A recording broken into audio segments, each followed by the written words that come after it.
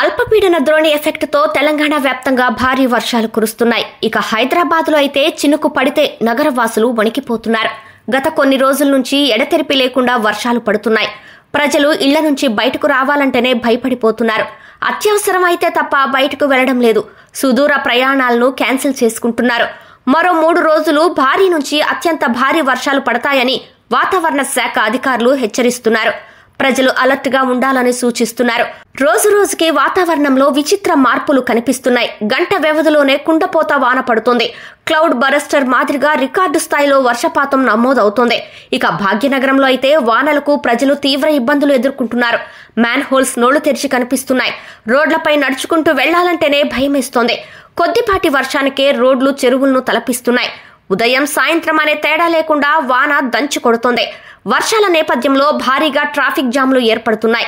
ఇకపోతే తెలంగాణలోని పలు జిల్లాల్లో వానలు వీడటం లేదు. చెరువులు కుంటలు మత్తడి దుంకుతున్నాయి. కొన్ని ప్రాంతాల్లో అయితే పంట పొలాలు నాశనమయ్యాయి.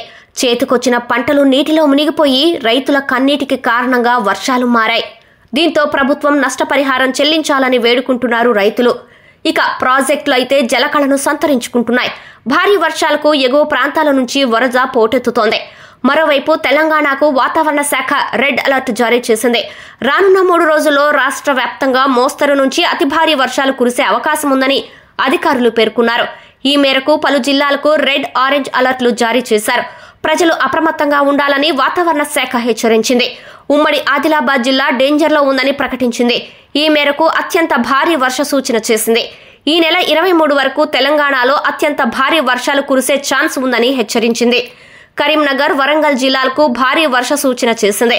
వాతావరణ హెచ్చరికల నేపథ్యంలో ప్రజలంతా కూడా అప్రమత్తంగా ఉండాల్సిన సమయం.